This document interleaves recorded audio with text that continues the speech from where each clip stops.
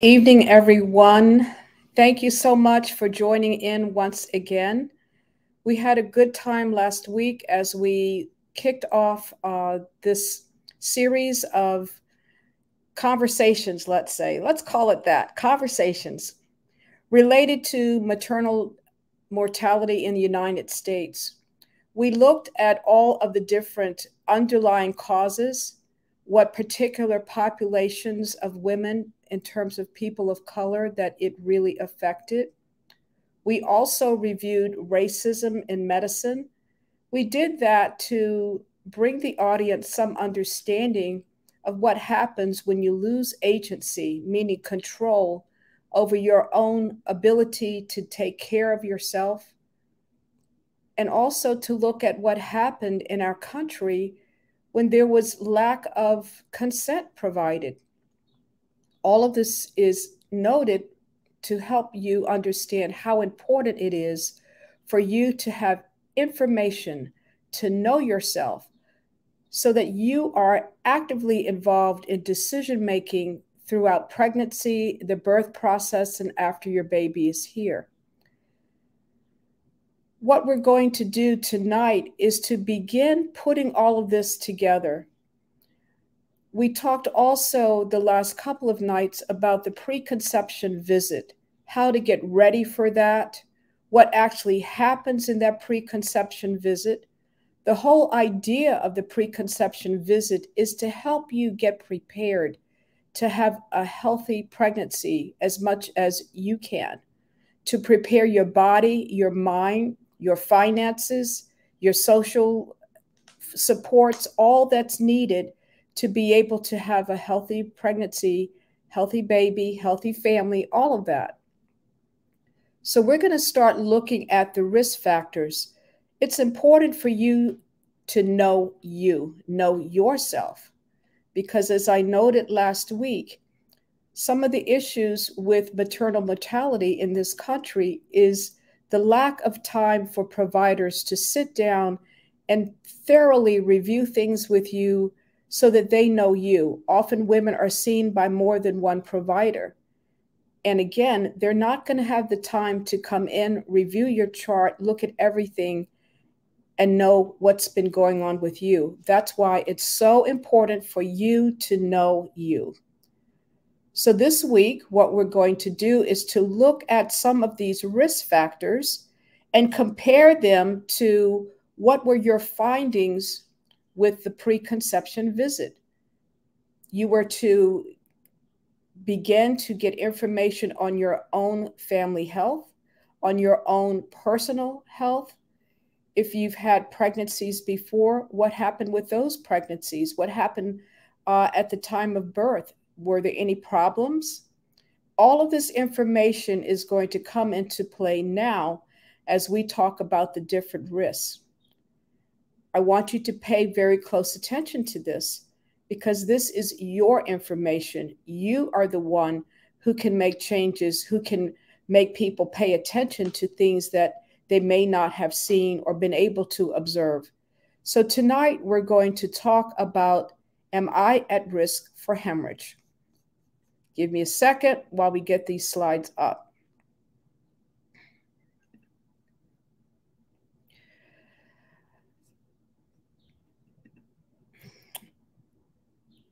Once again, we talked about the reasons for death. And what I want to do is each night spend time on each of these particular items that are the major causes for maternal death in the United States.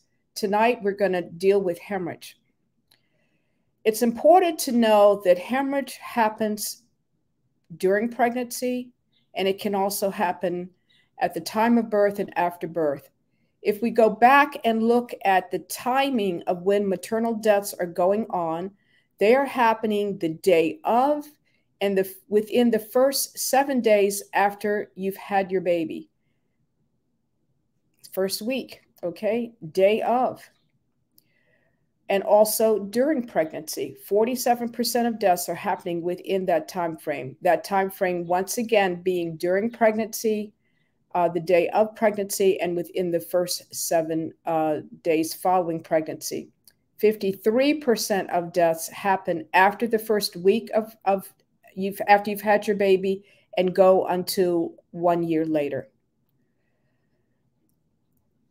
I'm going to enlarge this. We'll be able to see it a little better.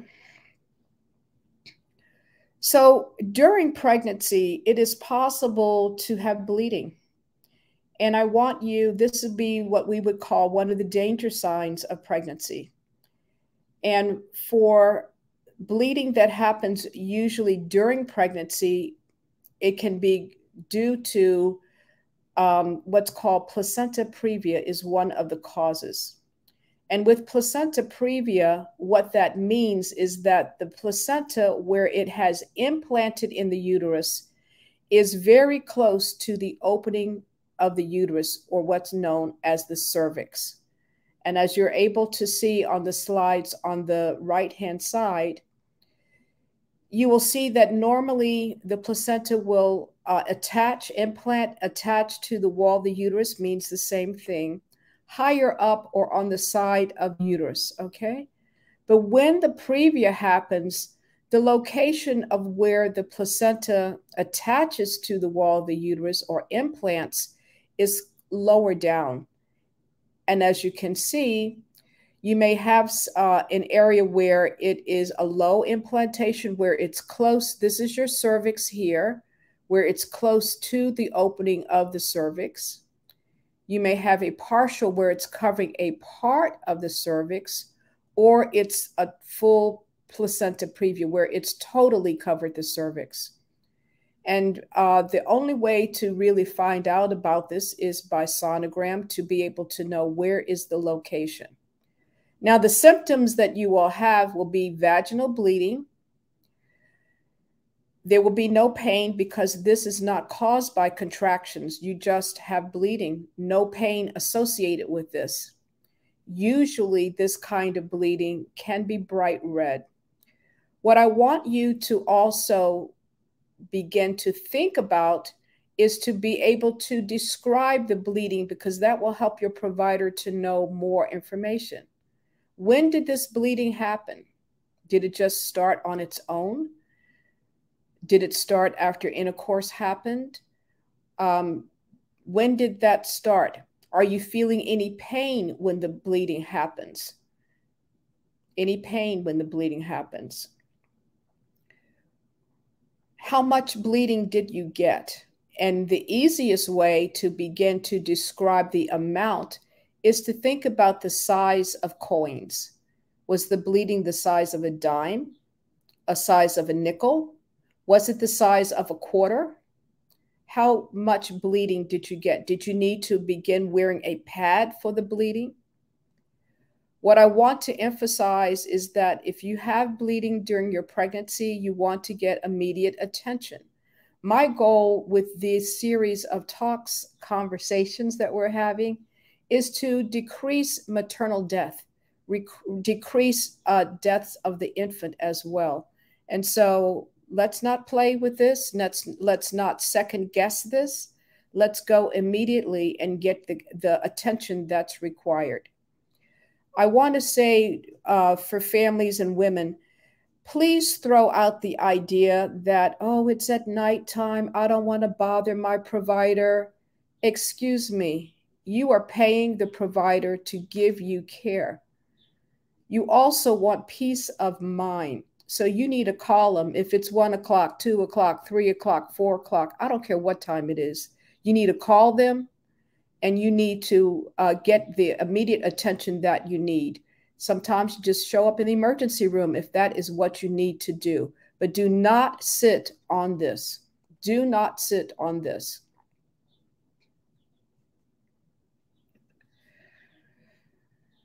The risk factors, and this is where you can begin knowing yourself, knowing what is going on with you.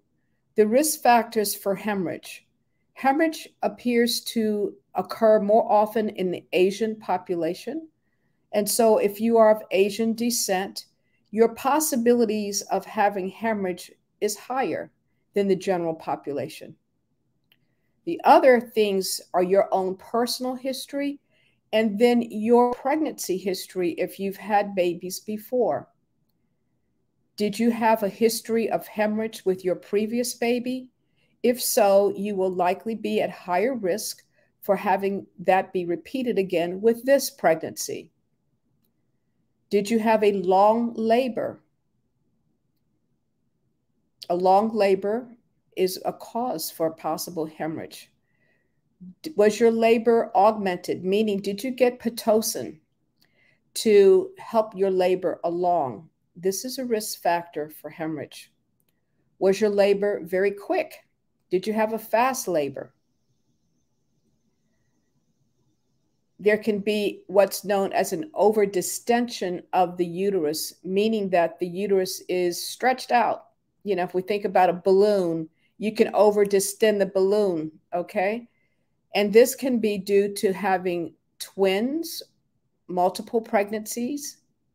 Also, if you have a lot of water, amniotic fluid, it can, what we would call polyhydramnios, that can cause the uterus to be overdistended.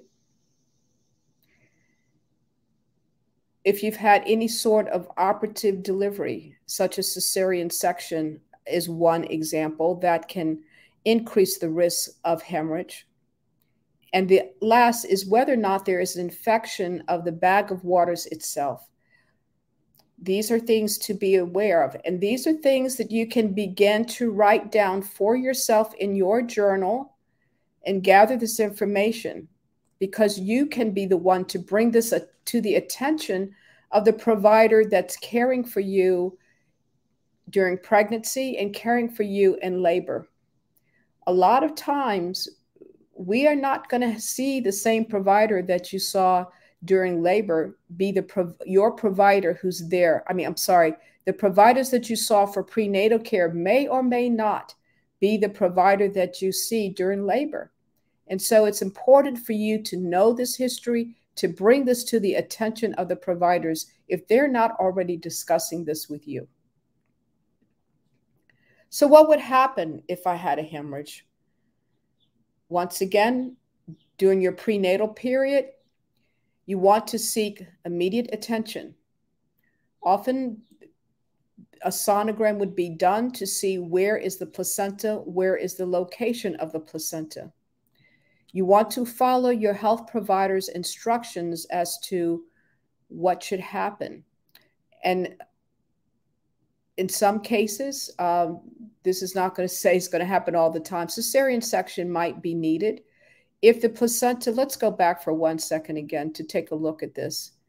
If you have placenta that's totally covering the cervix or partially covering the cervix, keep in mind that when you go into labor, what labor is doing is helping or opening this cervix. All of your contractions are going to open up this cervix so that your baby can come through. If the afterbirth placenta is sitting on and around this cervix, the contractions will cause that placenta to tear even more, and that can cause major problems. And so cesarean section is often considered to be the safest route for birth of this baby, okay? So if you have any questions or concerns, feel free to place those in the chat for me. I wanted to say also, I'm sorry, I missed one little section. Post-delivery, if there's, what would happen would be the treatment of any of the causes that might be causing this hemorrhage. If you had Pitocin or oxytocin or some sort of oxytoxic medication, which will help to cause the uterus to contract down, will be provided to you. If there is a presence of infection in the bag of waters, then you would be receiving antibiotics for treatment. So these are the sorts of things that can happen. So this is the information. I'm going to ask you to please subscribe to my channel if you like the information received. Feel free to post any comments to me, and I will be happy to get back to you with any answers that I can. Tomorrow night, we're going to be looking at another risk factor. We will be doing that throughout this week. So thank you again, And I appreciate your time and look forward to the next time that we're together for our next conversation. Thank you so much. Have a good night. Bye-bye.